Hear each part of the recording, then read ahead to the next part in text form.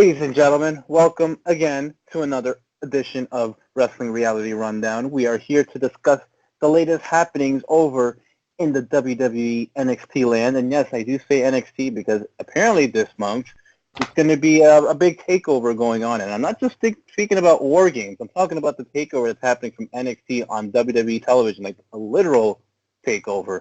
Of course, this started off last Friday, I believe. At the week or the night after the whole Saudi situation with the plane and stuff, that nobody seems to know what happened, but it gave us a great edition of SmackDown last Friday night where we saw a lot of NXT stars show up. You had Ciampa showing up on Miz TV. You had Rhea Ripley making her TV debut. I think she had an appearance on the Rumble, but at least on a national TV scale, she made her debut. And, of course, the main event saw Adam Cole and Daniel Bryan put on an amazing main event match on Fox. And it carried over onto Raw, where we saw the Undisputed Era kind of have a presence known, especially with one Seth Rollins, who is kind of in a bit of a career crisis right now. And I'm not just talking about some of the bad booking that's been going on or some of his little Twitter comments. I'm talking kind of storyline here.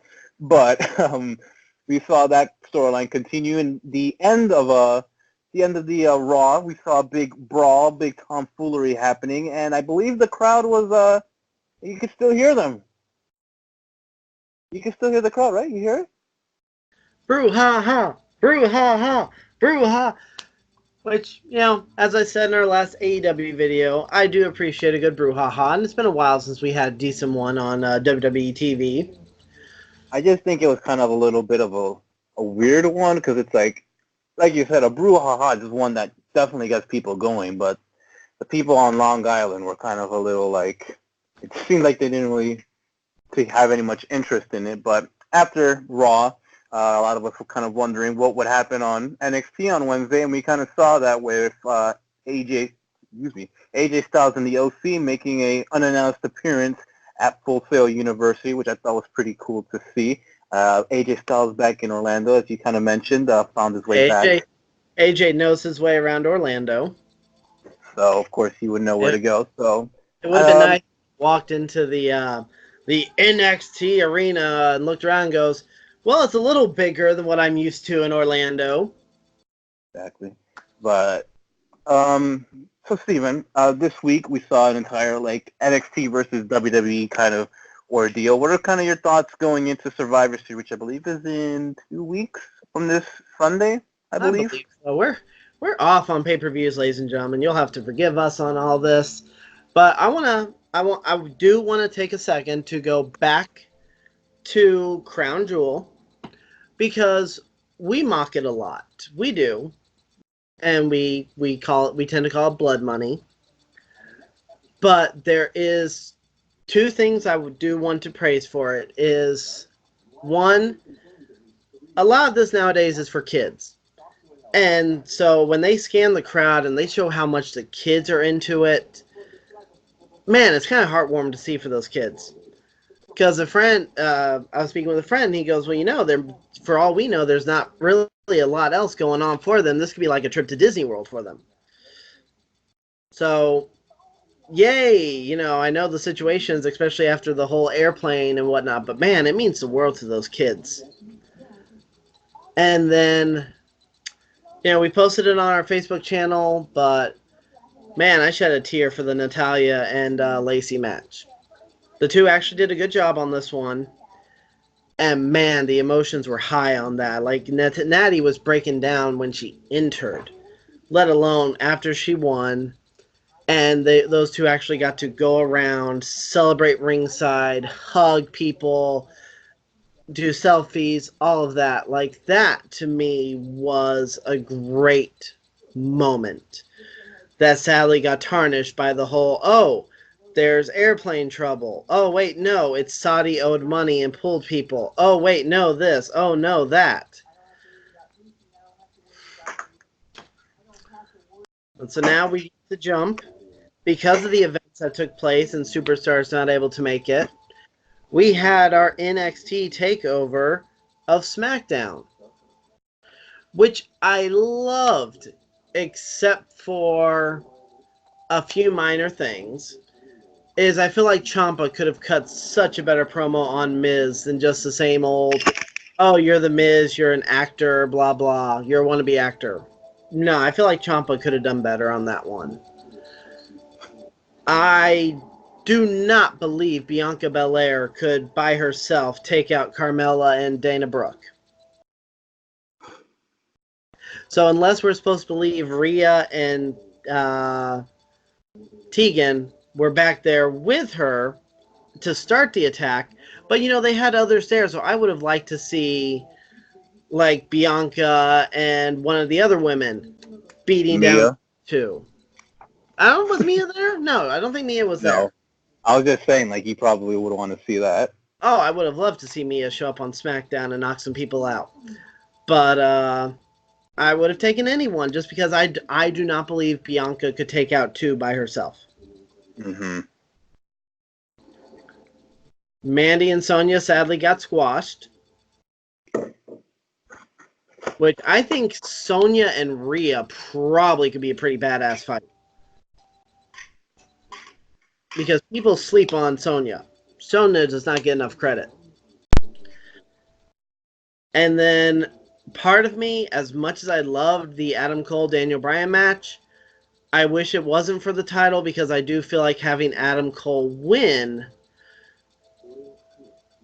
I don't know. I there was felt no believability that Daniel Bryan would win the NXT title.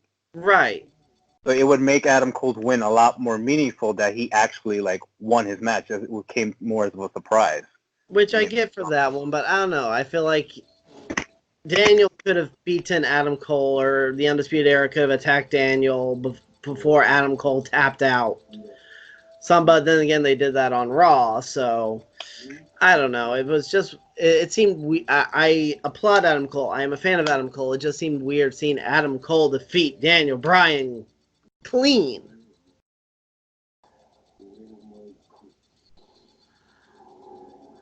I think it's just more so Daniel can definitely take the loss because I don't think right now he's not in their plans of a main event push. So just kind of go out there, have a great match, and get Adam Cole over for whatever it is they have planned, because I think a lot of us, coming out of that announcement, believed it was going to be The Fiend versus Brock Lesnar versus Adam Cole, which would have been an interesting match in the red lighting. That would have been. I'm still not convinced it won't happen. It's Brock versus Ray. I don't think double. I don't think, but it's interesting because then do we see Adam Cole versus The Fiend now? I still don't think that's a good match for Adam Cole, especially if you're. Or are we going to have Seth Rollins in there as a representative of Raw? But so then, it's Seth versus Cole versus Fiend. That's See, that's why I was almost convinced Seth Rollins was going to win the NXT title, because then that could have set up Brock versus Seth versus Fiend. Seth with the two people that, he's had the most issues with. But theoretically, wouldn't that put him in NXT, though? And I don't think they want to put him in NXT. And I don't think they want to, NXT, but... And I don't think they want Adam Cole to, lose, the championship. I think they still want to keep him as their champion, as their guy.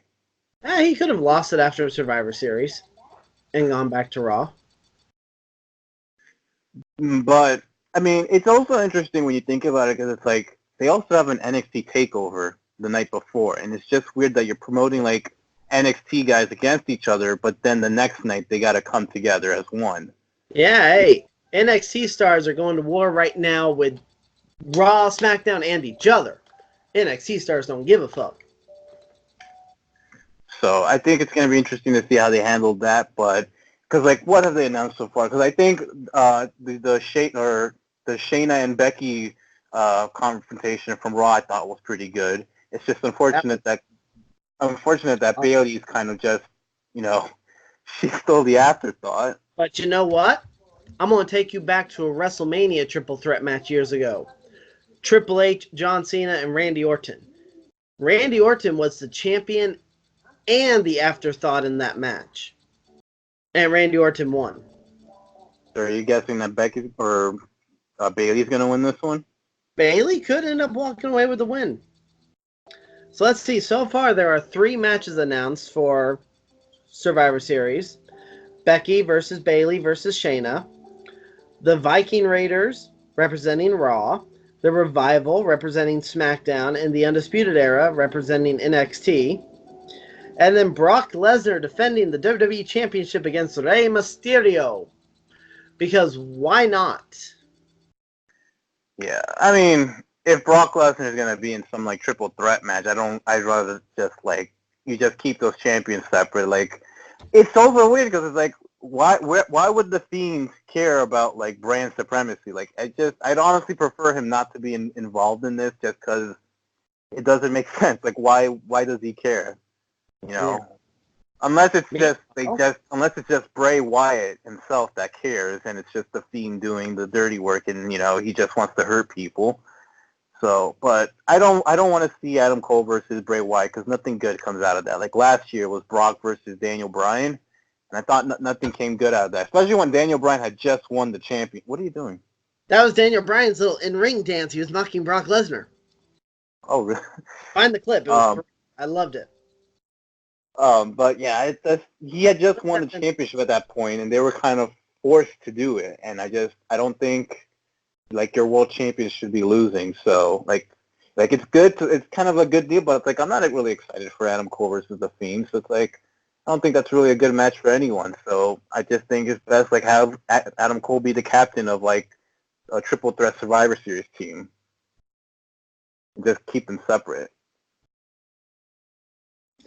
So, speaking for captains, at War Games, there's only 2 matches announced. It is the men's War Games with the 4 members of the Undisputed Era versus Ciampa, Riddle, Lee, and to be announced. And meanwhile, on the women's side, it's Rhea, Candice, Tegan, and Mia versus Shayna, Io, Bianca, and to be announced. I don't like how they played that off on NXT last night.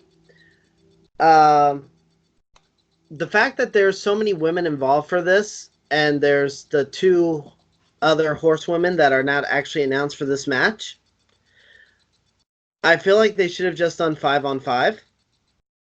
And just like going back to what you said, it's like Rhea Ripley and Bianca Belair are practically facing each other when we just saw them teaming up last week. Or not teaming up, but like in the backstage attack. Like, to me, like this is like the one thing. Like, I don't know if this was just a last minute thing they decided to do, but I just think it was pretty poor like planning on their part to just do this and then keep that NXT takeover. When we're talking about the brand supremacy, I'm gonna screw up your show. But when it comes to I know where I was going. If we're on the same show, I'm coming after you if you got a title, if you got something I want. But if it's our show versus another show, I'm on team with you to beat them up. I might hit you after, but we're going to knock them out first.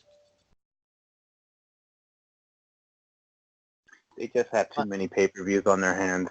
It's just too much. But I don't like the story they're doing with Dakota Kai right now. Unless they're going to have her play like double agent. Because I feel like she's going to end up heel turning, going on Team Shayna. Which then I only hope she turns on Shayna. Because what I would have done is brought Dakota onto the team, but left the HBIC ringside as an enforcer because I know Shayna has the other 2 that are going to get involved somehow. Mm-hmm. That makes sense. So, I don't know. It's weird show planning. And then the other side, I think it's kind of, are we going to safe to assume that's going to be, actually, I was thinking it was going to be Gargano, but I think him and Balor are going to be having a match on this pay-per-view. Probably. I'd say Velveteen Dream. Yeah. Because it was Roderick Strong that beat him for the championship, right? And then they attacked him to cost him the rematch. Yeah, so I can kind of see, like, on the last show when they still haven't had a member announced, like, it'll be him that'll be announced for the Dream.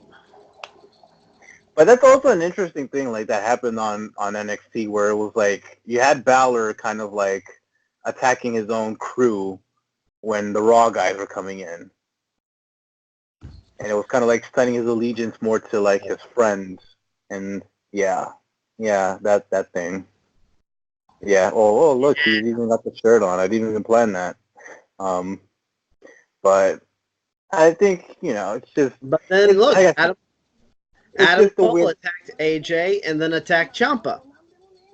Exactly. Like, it's just, poor planning on their part to just kind of book this NXT takeover. Because I think they're not doing a takeover before the Rumble. They're just doing like some World Collide thing.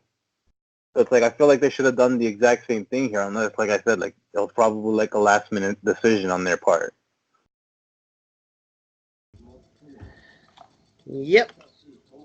Because another thing too, because like if we're looking at it too, then we're looking at probably like a Shinsuke versus AJ versus Roderick Strong kind of match for the other champions.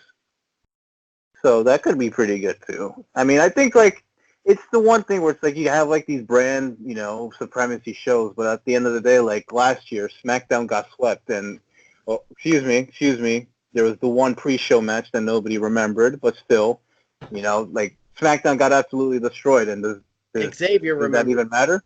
Did that even remember, or did that even matter? Like it really like didn't. So in Vince's head, it mattered.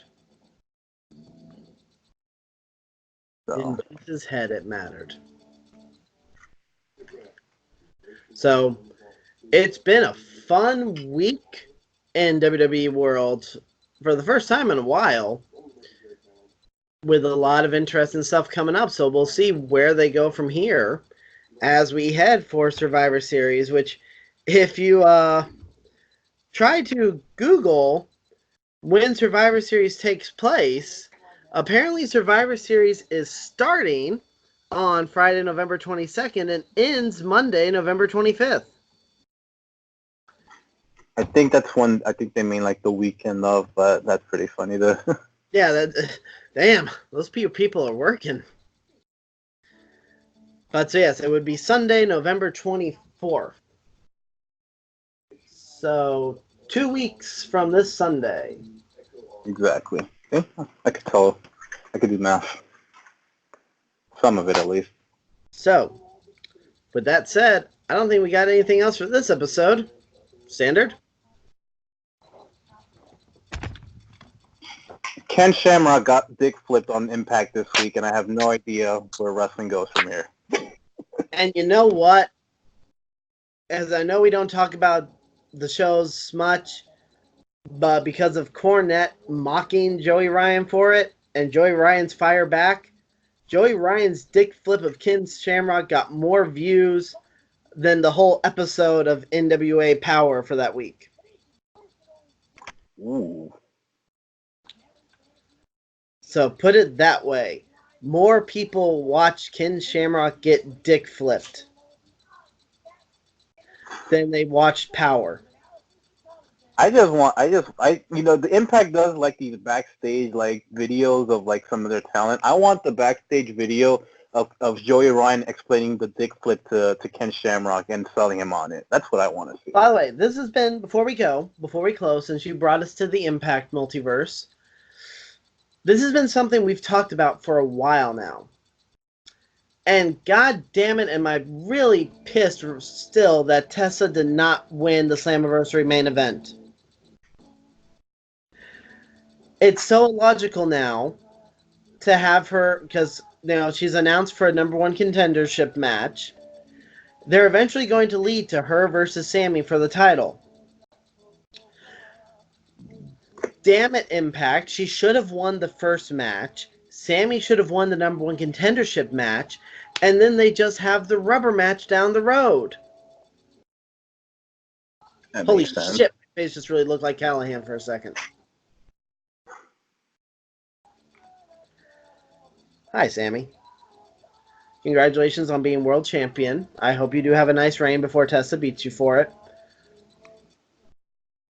But, yeah. We do have the pay-per-view coming up on January It's funny because like the pay-per-view is coming up on January something, and they're actually going back to Dallas, which is actually where that Slammiversary main event took place. So So I think there you can kind of like tell that redemption story. It's like all kind of like coming back together, coming full circle, and Tessa wins the Impact Championship. So I think, we'll see if she wins that number one contenders It match. is But taking place in an undisclosed weekend in January 2020. they announced it earlier today, I believe. It was just announced earlier today. No one's updated anything online. So it's still just January 2020. The date, all right, date and location announced. January 12th, Impact Wrestling has announced Hard to Kill pay-per-view event will take place in Dallas, Texas on January 12th. Which I do love and appreciate their own mockery of Impact Wrestling is hard to kill. I'm going to say I've gotten to watch the last 2 weeks for the first time in maybe a year of not watching Impact. I thoroughly enjoyed the shows. I'm sorry, I know a lot of people get upset. I find Joey Ryan's dick flip to be amusing and funny. Which, yeah. And I was so happy to see Eddie Edwards and Alicia kick that piece of Ace Austin. I don't like him. Great. And then Alicia takes him out the hotel room with the kendo stick. With a piece of guy in the background just wondering what the hell's going on. That was great. I'm gonna that was amusing. That was an amusing segment. All right, I got nothing else. I got nothing else too, so I guess we'll close it off here. Ladies and gentlemen, thank you for checking us out this week. We appreciate you for checking us out. Of course, this weekend we have Full Gear happening, and we have a prediction video for that. You can check that out on our channel, Wrestling Reality Rundown. You can check it out if you subscribe to us. And so you don't miss another video, hit that bell icon so you get notified every time we upload a video. Not just one of these kind of videos. We also have a lot of 2K20 videos coming up as well. Steven's Universe, what do you call it? Multiverse? Steven's Multiverse is about to come back for another season, so a lot of interesting stuff is going to be happening, so you're going to want to subscribe. Also, make sure that you follow us on our socials at WRR Network FL on Twitter, at WRR Network on Instagram. Let me try to remember my own Instagram. And also, Wrestling Reality Rundown is also on Facebook as well. So, for that, we will come back next week. We will have a rundown of Full Gear and all the latest happenings in the NXT Invasion. So, for now, we'll chat with you later. You have a great day, great night, wherever you are. Just be good. And be good to each other. Goodbye. Yes, please. Ladies and gentlemen, thank you for watching this video. We appreciate you for checking us out this weekend. Of course, All Out, oh my God, I'm in a bit of a time warp here. Ladies and gentlemen, thank you for checking, bloopers, of course. Ladies and gentlemen, thank you for checking us out this week.